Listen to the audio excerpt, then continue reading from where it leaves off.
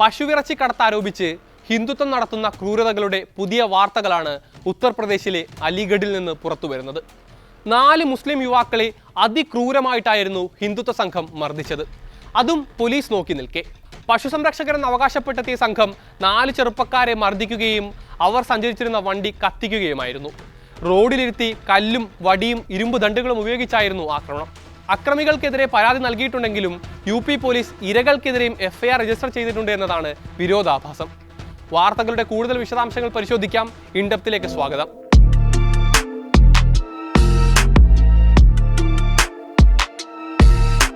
May 24 രാവിലെ 8:30 സംഭവം. അലിഗഡിലെ അൽ Ammar frozen food ഫാക്ടറിയിൽ നിന്ന് പോത്തിറച്ചിയുമായി ടെമ്പോയിൽ വരികയായിരുന്നു അർബാസ്, അഖീൽ, ഖദീം, മുന്നാക്കാൻ എന്നിവർ. കൊണ്ടുപോകുന്നത് പോത്തിറച്ചിയാണെന്ന് തെളിയിക്കുന്ന എല്ലാവിധ രേഖകളും അവരുടെ പക്കലുണ്ടായിരുന്നു. ഹർദുവാഗഞ്ച് പോലീസ് സ്റ്റേഷൻ സമീപമെത്തിയപ്പോൾ ഒരു സംഘം അവരെ തടഞ്ഞു. പശുവിറച്ചി കടത്തുന്നു എന്നൊരു വിവരം ലഭിച്ചെന്ന് പറഞ്ഞായിരുന്നു തടയൽ. ശേഷം 4 പേരെയും വണ്ടിയിൽ നിന്ന് വലിച്ചിറക്കി. എന്നിട്ട് ബില്ല് ആവശ്യപ്പെട്ടു. അത് നൽകിയെങ്കിലും ബില്ല് വലിച്ചു കീറി എറിയുകയായിരുന്നു അക്രമി സംഘം. വെറുതെ വിടണമെങ്കിൽ പണം നൽകണമെന്ന് ഹിന്ദുത്വ സംഘം ആവശ്യപ്പെട്ടതായി ആരോപണമുണ്ട് FIRൽ.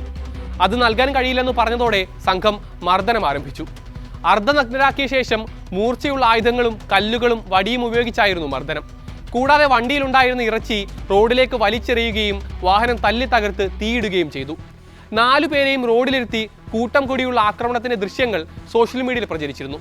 ചില വീഡിയോകളിൽ പോലീസ് നോക്കി നിൽക്കെ ഹിന്ദുത്വ സംഘം മർദ്ദിക്കുന്നതും കാണാം. 4 പേരുടെയും മൊബൈൽ ഫോണും പണവും സംഘം മോഷ്ടിച്ചുവെന്നും ആരോപണമുണ്ട്. പോലീസാണ് ചെറുപ്പക്കാരെ രക്ഷപ്പെടുത്തി ആശുപത്രിയിൽ കൊണ്ടെത്തിച്ചത്. 3 പേരുടെ നില ഗുരുതരമാണെന്നാണ് വിവരം. അഖീലിന്റെ പിതാവ് സലീം ഖാനാണ് ക്രൂര ആക്രമണത്തിനെതിരെ പരാതി നൽകിയിരിക്കുന്നത്. വിശ്വ ഹിന്ദു പരിഷത്ത് നേതാവായ രാജ്കുമാർ ആര്യ, BJP നേതാവ് അർജുൻ സിംഗ് എന്നിങ്ങനെ 13 പേർക്കെതിരെയാണ് പരാതി എന്നാണ് ദ വയർ റിപ്പോർട്ട് ചെയ്യുന്നത്. മാംസത്തിന്റെ സാമ്പിളുകൾ പരിശോധനയ്ക്കായി അയച്ചിട്ടുണ്ട് എന്നാണ് SP ജെയിൻ അറിയിക്കുന്നത്. എന്നാൽ ഹിന്ദുത്വ സംഘത്തിന്റെ ആക്രമണത്തിൽ എന്ത് നടപടി സ്വീകരിക്കുമെന്നതിനെക്കുറിച്ച് അദ്ദേഹം ഒന്നും പറഞ്ഞിട്ടില്ല. കാര്യങ്ങൾ അന്വേഷിച്ചു വരികയാണ് എന്ന് മാത്രമായിരുന്നു SPയുടെ മറുപടി. അതേസമയം വിജയ് ബജ്രംഗി എന്നൊരു വ്യക്തി ആക്രമണത്തിനിരയായ മുസ്ലിം യുവാക്കൾക്കെതിരെ പശുക്കടത്ത് നിരോധന നിയമപ്രകാരം പരാതി നൽകിയിട്ടുണ്ട്. പരാതിയിൽ FIRും പോലീസ് രജിസ്റ്റർ ചെയ്തിട്ടുണ്ട്. ബൈക്കിൽ പിന്തുടർന്ന് വണ്ടി നിർത്താൻ ആവശ്യപ്പെട്ട തന്നെ ഇടിച്ചിട്ടു എന്നാണ് വിജയ് ബജ്രംഗി പറയുന്നത്. അങ്ങനെയാണ് ലോറി മറിഞ്ഞതെന്നും അവകാശപ്പെടുന്നുണ്ട് അയാൾ. ആ 4 ചെറുപ്പക്കാർ ചേർന്ന് ഗ്രാമീണരെ മർദ്ദിച്ചുവെന്നും പിന്നാലെ വാർത്തയറിഞ്ഞ് കൂടുതൽ ആളുകൾ എത്തിയപ്പോഴാണ് അവർ 4 പേരെയും കീഴ്പ്പെടുത്തിയതെന്നും FIRൽ ആരോപണമുണ്ട്.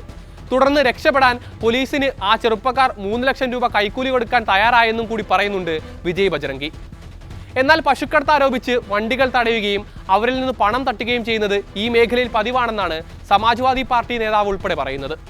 അതിന്റെ ഭാഗമായിട്ടാണ് ഈ സംഭവമെന്നും ചൂണ്ടിക്കാണിക്കുന്നുണ്ട് അദ്ദേഹം.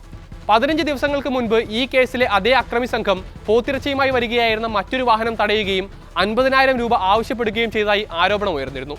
പോലീസ് എത്തിയായിരുന്നു അന്ന് അവരെ രക്ഷപ്പെടുത്തിയത്. തങ്ങളുടെ ജീവിതം വലിയ പ്രതിസന്ധിയിലൂടെയാണ് കടന്നു പോകുന്നത് എന്നാണ് ഇരകളിൽ ഒരാളുടെ പിതാവായ സലീം പറയുന്നത്.